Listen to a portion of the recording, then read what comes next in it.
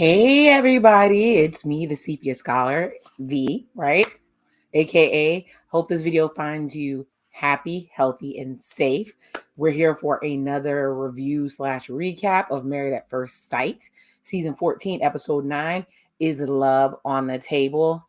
And y'all, this episode had me in my feelings, hurt. How can it be long and drawn out, but crazy as heck at the same time? Lifetime, y'all wrong for them 2 hours. That's how y'all know that I love y'all, because I sit through this 2 hour foolishness just to bring the tea to you guys and to give my opinion. So with that being said, show me some love. Go ahead and give me a like, a subscribe, share it with your friends. The channel is definitely growing. I'm kind of shocked at the videos that are getting all the crazy traction. Y'all love Love is Blind and Ready to Love. And believe it or not, the movie reviews are doing great. So I thank you, the people who have shown me support already. But with Married at First Sight, let's get into it. What did I think of the episode overall? Because it made me angry and triggered me, I'll give it 4 out of 5 Smarties. As you can see, this person, when I'm pointing in the right direction, these people over here, they need help. The experts need to come in, swoop in. Everything is allegedly, but I'm going to give my full comments on this situation. So I'm going to pull up my notes and we're going to get into this. And y'all let me know. Like I said, thumbs up, thumbs down. Tell me I'm crazy in the comments. It's all good. It's all love as long as you're engaging in the channel. Thank you. So let's get into the notes. So it's basically after the honeymoon. They're hanging out in the apartments. They're getting ready for housewarmings, all that good stuff. And one thing that was good about this episode is that what the hell her name is, Chihuahua faced ass Alyssa and yuck mouth ass Chris wasn't in the episode. So that made me very, very happy because I was ready for them to go. All right. So the spotlight is on the other folks that are left. We were worried that maybe they were taking the drama with them. But no, the rest of these people made up for it.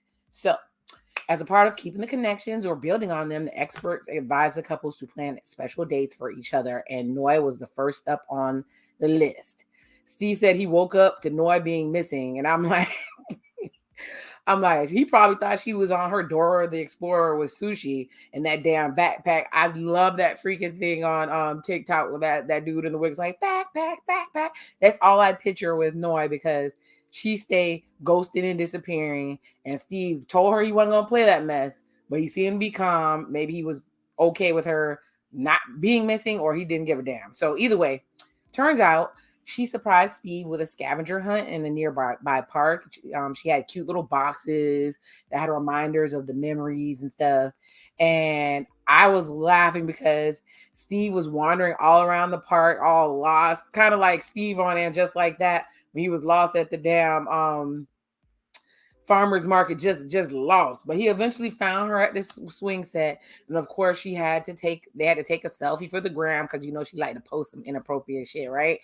And it was definitely a win, because apparently Steve appreciates thoughtful gifts. So it was a good look. So moving on to Mark and Lindsay.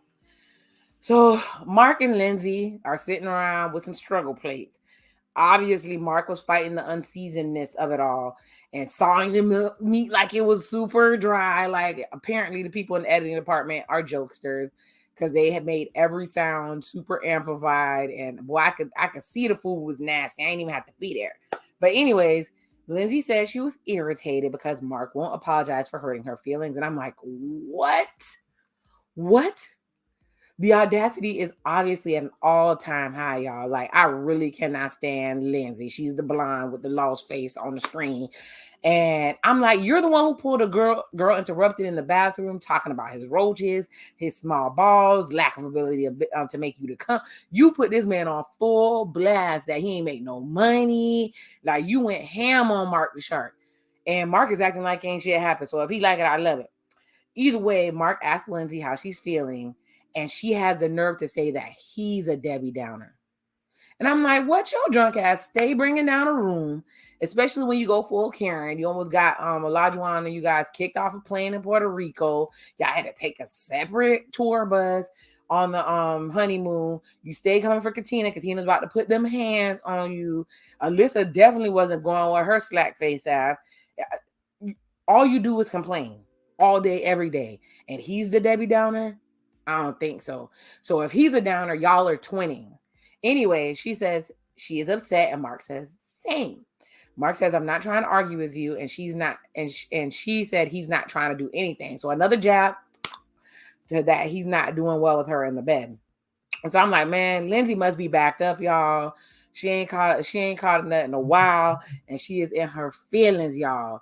And she says she's absorbing his toxic sludge. And I'm like, this is ridiculous because she is toxic AF. I'm trying not to cuss.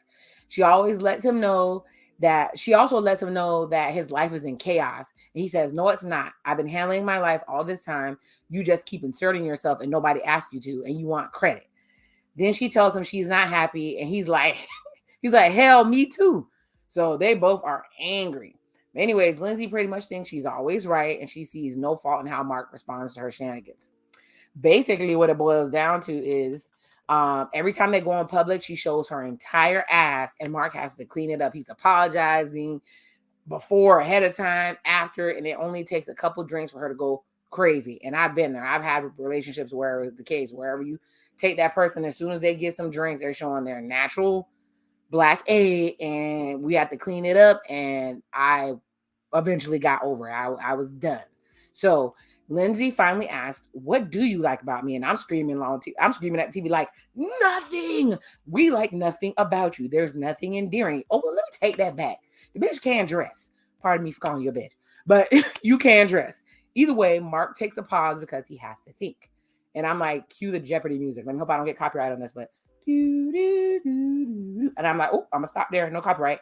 But he's like, you're kind and you have a loving spirit. Deep, deep, deep, deep, way down deep inside. And I'm like, ooh, burn. And Lindsay realizes it's a dig. And she says she's 1% in. And I'm like, oh, we need to bring Chris back because we knew he'd need to hook him up with Lindsay because that's what he said. That all he needed was 1%. And he makes more than 60,000. So I think that might have been the match. That probably was the match, y'all. The match. So Mark says it's not, and it's not 0%, so he'll take it. I'm like, he is so damn petty. My type of petty, Mark the Shark.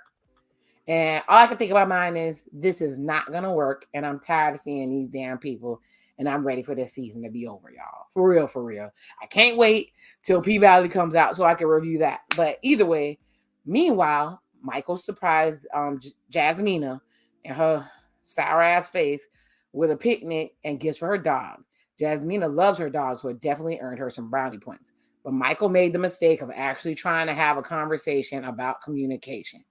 He asked her what's the best way to talk to her, and she's being I'm gonna cuss y'all. She's being an asshole and says, just speak normal. Just talk to me. Just talk to me. Just don't talk at me. Talk to me. And I'm like, what exactly is normal? Since everybody was raised differently. I was raised in a loud house. I was married to an individual that was raised in a quiet house. So when we used to have interactions, we all seemed like we were screaming, and he was always huddled down and seemed super quiet. We communicated, but we had to figure out. Either way, she has an attitude and a tone, but every time she's turned around, she's saying she don't like his tone. Me, the CPS scholar, B, am over Jasmina. He keeps asking how to fix it, and she keeps telling him to calm down. And I'm like, girl, he ain't even turned. Have you seen turned up? To me, she's a Karen because she's always using dog whistles like aggressive tone. Also, I don't even think she knows what tone mean at this point because I've heard this man talk, and unless he's going full ape crap behind the scenes, she's doing too much. And I made sure to make a note. She's beautiful and looks, but her attitude and demeanor is terrible and very ugly. And that's probably the only way she's been able to maintain relationships is via Zoom, y'all. I wish I could have zoomed into this damn show because these people were getting on my nerves. Anyways, he's frustrated with these conversations that go nowhere. And y'all, I keep going back and forth to say, hey, does he like her? I mean, does she like him or not? And I'm leaning towards that she does not like him, but she doesn't want to look bad like Alyssa. So she is looking for a way to escape. Abort mission, y'all. Abort mission. Okay, as for Katina and Olaj, it's revealed that the pair got into a big fight when cameras weren't around, but the apartment footage caught the conflict on video, which supposedly revolved around her not contributing enough. So because of this argument, Olajuwon asked Katina what her definition of a wife is. And Katina says it's a support system, but doesn't like the answer because her answer doesn't match his answer because he wants a wife to cook and clean, and she doesn't match that. They had a housewarming, and he wanted her to clean after. She said she was tired. So he says he ended up cleaning the floor for her. And I'm like, her? Is that officially her job now to clean up? Don't you live there too? Y'all, I clean up, I cook. When I was a wife, I was never a housewife because I worked my ass off. But I did both. And bitch, I got tired. But he's acting like he don't live there. And he starts screaming, you are my wife. I have a ring. Do you know what that means? And I'm like, okay, Mr. and Seeley. Mr. and Seeley, if you've never seen the color purple, was the exact dynamic. He needed a wife. He had kids. He wanted somebody to cook and clean, take care of them kids. So he was in love with the sister. Yeah, I'm about to spoil the color purple. He was in love with the sister, but the sister who was younger and beautiful. Not saying Seeley wasn't beautiful. I used to love when Whoopi Goldberg smiled in that movie. The dad was like, you can have Seeley. And so he got his wife. She cooked and she cleaned. She made the house run. He smashed every once in a while, but he was in love with somebody else. And keep that in mind because it's coming up later. But anyways, he complained that if he's cleaning, she should be lifting the weight somewhere else like cooking. I don't totally disagree with that, but it's the way he's talking to her. Anyways, while they seem to talk things through, it's unclear if the couple is going to see things eye to eye on spousal duties. But for me, Katina needs to find her voice. She's trying to be what he wants, but he's yelling like a parent versus a husband. And think about that dynamic, y'all. I would love to jump on here and do a whole relationship talk about that. When you treat your significant other like a parent, what do kids do eventually? They leave home. If you mother too much or you father too much, that person is going to look for their independence so that they can find somebody that matches the person that they grew into.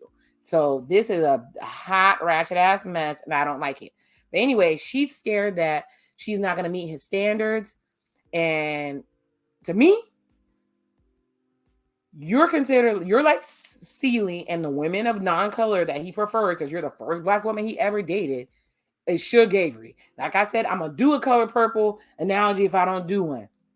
And Seeley looks at Suge Avery, who was the lady he actually wanted to be with, and he's like, he beats me for not being you. I'm not saying Olajuwon is beating freaking Katina, but she's never going to meet the standards because she is not the type of woman he actually wants to be with. And he's going to keep testing her and trying her and beating her down. And even if she finally becomes the woman that he wants, he's not going to give her that struggle D that I think he's hiding, allegedly. So, and how's she going to fall in love and accept the struggle D if you're beating her down so much emotionally that she don't even like you? Olajuwon in that damn do-rag and that damn gold chain, boy. I told y'all he looked like a damn F-boy, but I guess he the F-boy that the snow bunnies like. But anyways, the couples were sent questions from the experts to help break down barriers between the newlyweds. And I'm like, I guess they too busy being on social media to give out actual therapy or be a damn expert. Where are you? Where are you, Dr. Pepper? Where are you, Pastor Cal? Y'all need to bring that ass back because these people are in trouble. But anyways, Steve and Noy discuss love before their marriage, and Noy says she's been in love before. He reveals he's been in 5 serious relationships and he's been in love 5 times. And this detail concerns her because she wonders if Steve can fall in love with her. And Steve asks, what do you think, or what do you need to fall in love? And she says, being there when you need them, that's what causes her to fall in love. And Steve says, when you're comfortable. And she asks once again if he's in love. And he says, I'll say it when I actually mean it. So stop beating that man over the head with that shit, Noah. Stop it. Bring out Noisy in that Party City wig, whatever you need to calm that ass down. For real, for real. Okay, back to Katina and Olajuwon. I thought Mark and Lindsay was bad, but Olajuwon took the cake this episode. Anyway, maybe, you know what? Maybe Olajuwon and Lindsay should have been together because she love that Black D. But you see how they bumped heads? You see how they bumped heads? Because they both feel like they need to be in control of the relationship. Lindsay, through her act of service, wants so that she could throw it in your face, and Olajuwon because he wants to work and have a housewife and control everything that way. Anyways, Katina and Olajuwon talk about the things that can make them fall in love with each other. For her, it's support, loyalty, and patience. She wants a best friend. And I'm like, ooh, you already said it. I ain't one of your little friends. Don't that sound like a Black mama? For him to have had a white mama, he sure got a lot of Black mama sayings. And for him, it was devotion and commitment and loyalty. And he thinks vulnerability is important. Katina admits that she's guarded. And this leads Olajuwon to ask Katina why she hasn't cried in front of him. And I'm like, why does he want her to cry? It's been 3 weeks. Like, what? I told y'all, I'm against struggle love. I'm against people suffering for love. I want a Black woman, women in general, to experience beautiful, happy, calm, non-dramatic love where you can actually have the butterflies. I don't want to all my life I have to fight to be with your ass. I'm tired. But anyways, he's heartbroken to learn that she's trained herself to keep from crying even if she's sad. And she kind of explained that she says it's because she's been in verbally and emotionally abusive relationship, and that when she would cry, he would call her weak. Been there, done that. So she cried in private. And he says, don't let the past affect your future. And I'm like, how about you just don't make the girl cry, Olajuwon? Damn. What are you going to do? Some of these dudes think all you got to do is go to work and that's everything. Yes, thank you for going to work. Thank you for providing. But you have to be a whole well-rounded person in this relationship. This is not Everybody Hate Chris, where everybody said, I got 2 jobs. But even when Rochelle was bragging about having 2 jobs, Julius was actually there for her, and he did put some love, deposit love in the love bank for her to be so crazy about him on top of protecting. That's why she accepted him being so damn cheap. Anyway, she asked, do you think you're beginning to fall in love? And he says, I'm going to let you go first. I'm like, oh, here come the shenanigans, y'all. But he turns around, she talks, I forgot what the hell she said. He tells her he likes her, but it's not love. He said love is not on the table. The connection needs to grow and standards need to be met. Now I know doggone well this dude with the freaking faux hawk, with the crazy because he has that ADHD, nothing against people with ADHD, who's all over the place, who don't listen, who wants her to cook and clean. His joy is to sit there and watch her cook, knowing he got a wife who cannot cook, who apparently is not sexually attracted to her because he won't give her any D, is sitting up here saying standards need to be met. Negro, you ain't met none of mine. Anyways, she stood up here really trying to meet his standards. This was Katina, man, you got to get the hell out of here. You got to get out of there because I was a people pleaser too. Please get out. She says if she steps up her cooking and cleaning, maybe he'll take her more serious as a wife. And he says many women have said that, but don't meet the standards. So he gets a kick out of putting these standards to make people try to marry him. I mean, whoever trying to marry him go through the ringer. And he's just like that F-boy I'm about to call, because the dude on from 8 at the Table, who to me is suspect. He should just hire a maid or a caterer, because it would be way much less headache. Or he need to be what he would be truthful with himself and cartwheel his ass out that goddamn closet and be with who he need to be with. We open now, y'all. It's okay to come out the closet because you don't like women. It's okay. Come on out. We love you. We here. We love you here at the Secret Scholar. Cartwheel your F-boy behind out the closet. Welcome to my TED Talk. Anyways, Michael brings up, we're back to Michael. You see how angry they made me, y'all? Just angry. Anyways, Michael brings up his brother's death to Jasmina, noting that it's the anniversary, and he claims that him bringing it up is being vulnerable, but she's not fully convinced. But before all that happened, he asked if she's been in love, and she says 3 times and a possible. And I'm like, This girl hasn't revealed anything on this show. She just came on this show and she was cute. Yes, she had to give her backstory about the crazy situation with her family, but actually learning about her and who she is and what makes her tick, she has given nothing. Nothing has been gave. All we know is she has that damn dog. That's it. The focus is all on Michael and his flaws. But either way, he said he had one in a possible, and he asked what made her feel in love, and she said friendship and respect. She asked him, and he says comfort and vulnerability. And it really touched me because he talked about vulnerability making a man be considered weak. Now I'm like, I don't know when we're gonna get past this for Black dudes. I know I've made jokes about a man crying too much or whatever, but it's endearing to me when a man can be vulnerable. And if he has to cry, you cry it out. But it's sad to me that Black men feel that they're not heard. They feel disenfranchised. They have mental health issues. They can't get help because it's seen as weak, and it's a sad place to be in. And I pray and I cry for you, brothers, and it hurts my feelings every time. And I try to be a soft place to land, but sometimes we going through stuff too. But we're all put under something. Black men aren't allowed to be weak, and Black women have to be strong all the time, y'all. And we tired, y'all. We exhausted. We tired. We need some rest. But anyways, she asked if he's vulnerable, and if he's vulnerable and with her, and he says no, and she says why, and I'm like, what are you talking about, Jasmina? You sound like a pissed off teacher, which I think she is a teacher, and you're not a safe space to be vulnerable. Why would he even do that? You don't even like that man, Lord. You don't even like that damn man. I'm sorry. I wanted to see Zoe and Yardies work it out, because, most of my favorite people are Yardies. My besties in high school are all Yardies. People I worked with, I have a lot of lovely Yardies in my life, and I am a whole Zoe. So it just makes me sad. I want the island to come together and it'd be a beautiful thing. Anyways, Lindsay and Mark have a little breakthrough when they're honest about past loves, and while she finds it concerning that he's willing to move backward in order to find love, she's more of a keep it moving forward type of gal. So Mark says that he usually goes back to his exes because he'll see a chick while he's with his ex, or they become his ex once he sees a chick, and he moves on and he finds out the grass isn't always greener. The new good girl isn't as good, so he goes back. F-boy energy, Mark. F-boy energy.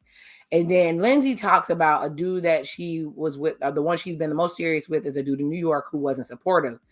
And Mark admits that he only wants you if you don't want him. God. Anyways, it's one of those type of dudes, Laura. Y'all, I can't stand them.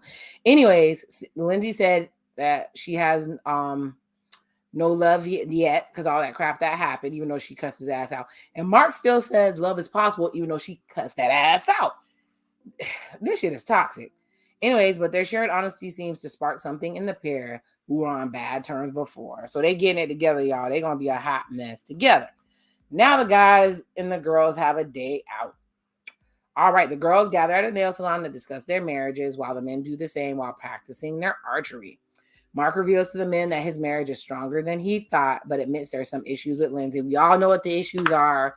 Lindsay liked to get drunk and pop off, and Mark has to go basically clean it up, and she will expose that ass whenever she gets mad.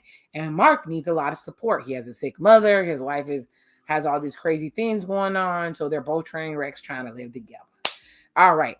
Katina knows some ups and downs with Olaj, and he's telling the men that she's not putting in equal effort. Y'all, Katina just need to leave, y'all. Whatever she do, she never gonna be one of them pink people, and he's gonna drag her ass until she get tired and walk away. And then he's gonna say, oh yeah, see, I tried with a Black woman, but it didn't work out. No. Just leave. Oh, what do you do?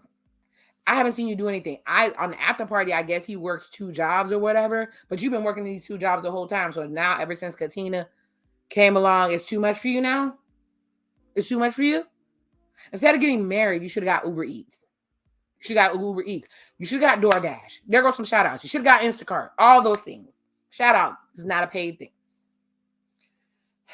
Noy and Steve bring up their previous spat over their dinner prep, that the nasty ass noodles. and how she dipped, and then she's still posting even though he told her not to. But they both said their vulnerability helped them come back from a bad place in their relationship. She came back with her dog in her backpack, and he checked her, and she gonna act like she don't know he don't have no damn job. Everything's all good. All right, the special dates continued, and Lindsay okay. I might have jumped around. I'm not sure. As the special dates continue, Mark went out of his comfort zone to take Lindsay out for sushi. Oh no, I skipped it. Anyways, Jasmina, when she took him out on Michael on his special date, they did the home gym, because I think I skipped the part. She did a home gym with special stations, and he's a personal trainer, and there was one station about sharing, and yeah, those were notes I skipped. So Jasmina did put in a little effort by doing a gym or whatever, and Michael actually opened up to her about his brother and the grief, right? And he finally lets his walls down and cry. So that's what I was talking about when he did cry, Jasmina actually, how I know she didn't like him, she did not go over and actually touch him to comfort him. If I see a man crying because of a loss, I'm going to go over and I'm going to create a nurturing space, hug. That's what most women do, and she did not do it. So either she's so traumatized that she doesn't know to do that, or something is anyways. Let's get through. So Lindsay brings Mark to the batting cages. He loves baseball, and he acknowledges that she pays attention to what he says, because remember, that was one of their problems. We want to skip through that. Steve brings Noy to the beach for a picnic where he professes his love for her. And I'm like, thank God, because this girl was getting on my last nerves. And I'm skipping through these parts because I'm trying to get to the part that I gave it down about. But yeah, Steve finally tells her he loves her. So maybe Noisy can calm her ass down. At the end of the evening, on a negative note, we have Katina and Olaj. They were on cooking class date. So it was supposed to be a special date for things that for your person, what they love. And Katina, it's obvious that Katina doesn't like cooking, but apparently she messed up. She hasn't messed up some salmon. He wanted her to learn how to make salmon, so he took her to a cooking class, which to me that wasn't for her. That's for him. He's like, yo ass gonna get in this kitchen and learn. You and this heavy wig gonna get in this kitchen and fix me and my gold chain wearing full hawk ass a plate that's gonna make me happy. Anyways, he gets angry and they start arguing, and he's like, I need to see where you are as a woman. Are you woman enough? And I'm like, y'all, Elijah would have caught hands. I would have earned that bad reputation that Black women have of having an attitude and being aggressive. I would have been, look, I'm about to do the stereotype right now. He would have had to see me neck roll. What is the definition of a woman, Elijah? You're barely a man if we want to do this today. He starts talking about him buying a house. He bought his own house. He doesn't have any debt. And it was his housewarming. Notice he said his. And he's upset because she sent her friends to get food. Now, they were decorating together. They were doing all these errands together, doing all these other things that she sent her friends to get food. At least she took care of it. And she actually works as well. So why are you getting on her like this, Elijah? I was really hoping that you would turn out being a good dude, because in that wedding, you seem so in love and so eager to have a wife and so happy and friendly and all that. And you turned out to be, I'm about to cuss, you are a fuckboy. You and your fuckboy hairstyle have earned their place. You earned that name. And I'm like, here goes the strong Black woman, superwoman BS. Heck, I did it. Everybody expects a Black woman to be strong, super, work 50 jobs, take care of the kids, can't get any rest. And I blame y'all. And I'm sitting here, I blame y'all. I feel like busting out into my Lisa Stanfield. I may not be a lady, pardon my voice, but I'm all woman. Or I'm not your superwoman. See, them chicks was tired too. We're exhausted. Can we take a nap, bitch? Can we take a nap? Damn. Y'all, they got me cussing, y'all. I'm sorry, y'all. I apologize. I won't be this irate next time. Either way, him talking trash brings when she goes into the confessional or whatever, she cries. She says she need a break. Girl, I need a break from this too. I'm not even with y'all. And I'm in my mind, I'm like, run, girl, run, girl. Looking in the camera, run, girl. Imagine if y'all mess up and have kids. He's gonna want you to do all his stuff or all the stuff with the kids. Work, girl, you gonna run yourself into the ground. You think that wig look tired now? The wig gonna get up and leave because it's exhausted. The wig is gonna get up and leave because it's exhausted. All right, let me stop playing. I feel so bad for you, Katina, Lord. Olajuwon is trash. I said it, trash. I shouldn't even be calling him Olajuwon anymore. I should be calling him Isaac. It's Isaac that we're experiencing, and he doesn't deserve a wife. So let's see how his words work out, and if it puts the marriage. And then on top of that, he said he like you, he don't love you, and he don't know if love's on the table. Girl, if you don't take your ass on up out of here.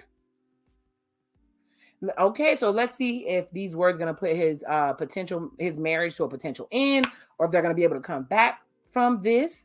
And let me go ahead and close out these notes because I can see y'all beautiful faces. Y'all, this episode, because I got a few minutes left. This episode was a perfect example of the stressful standards and craziness that is put on ladies, especially Black ladies in this world. I've been there. I've done that. People who know me know what I do for a living. And I used to come home and do super mommy stuff too. I was so tired. I used to be running, racing, driving everywhere. And I finally hit a wall. Like y'all like to say, hit a wall. I didn't hit a wall of fineness because I hit a wall of, bitch, I'm tired. I'm exhausted. I need a nap. I need help. Y'all need to do the same and never let a man run you into the ground. If you know you're not going to meet his standards or he keep bringing up standards, I can see if you just trifling. But if you're never going to meet those standards, just leave for your sanity, for your esteem, for your health. Stress kills. You should be allowed to cry. It's not considered weak. You're holding it all in. It's going to come out in your health. Believe me. Believe me. With that being said, the review is over. Be on the lookout for this. I'm going to come out with this review. Y'all going to be ashamed of me, y'all. And I'm going to go all in on this book that I just found that I spent my hot 99 cents on because I saw some foolishness on Beyonce's internets. But get ready for it. So, love who loves you. May you get everything that God has for you. Thank you for coming along. If you're enjoying the content, if you're getting anything out of it, please give me a like, share, or subscribe. With that being said, I love you guys. Send love and blessings your way. Sepia Scholar out.